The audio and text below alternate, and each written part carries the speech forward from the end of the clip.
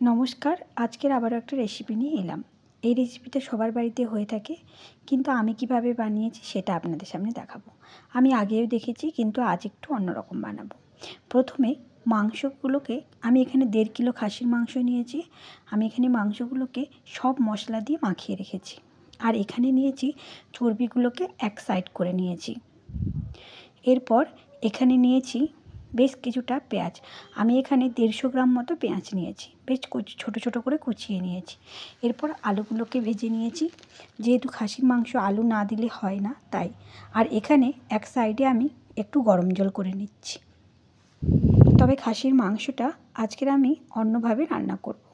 আজকের আমি হাঁড়িতে রান্না করব, কোনো কড়াতেও রান্না করব না। আজকের এখানে অল্প পরিমাণে সরষের তেল দিলাম, মানে পরিমাণ মতোই দিয়েছি। আর এখানে কয়েকটা গোটা মশলা কুচিয়ে নিয়েছি।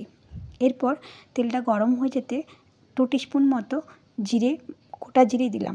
এবার ফোড়নে যে গোটা মশলাগুলো রেখেছিলাম সেগুলো দিয়ে দিলাম। আমি যে একটু সামান্য চিনি দিলাম। আমি যে জলটা গরম করেছি ওটাতে কিন্তু তেলগুলো মাছের যে খাসির মাংসের যে চর্বিগুলো ওগুলোকে কিন্তু সেদ্ধ করে নেব। এরপর এখানে কুচনো পেঁয়াজগুলো দিয়ে দেবো, দিয়ে ভালো করে ভেজে নিতে হবে। বেশ কিছুটা সময় ধরেই কিন্তু ভাজবো। সামান্য পরিমাণে লবণ দিয়ে দিয়েছি যাতে করে ভালো মতো ভাজা হয়ে যায়।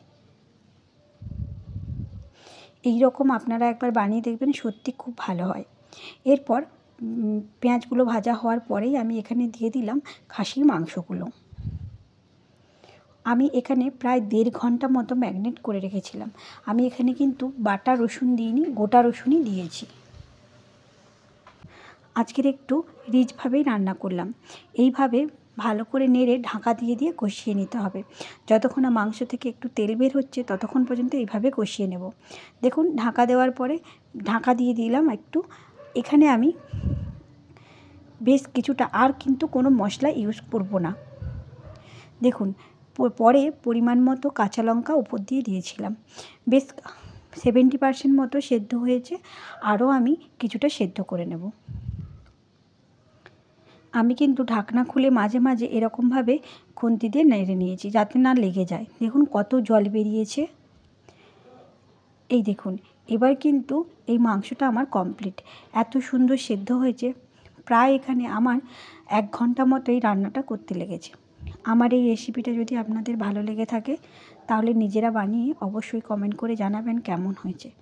আর যদি ভালো লেগে থাকে একটা অবশ্যই লাইক দেবেন। দেখা হচ্ছে পরের ভিডিওতে।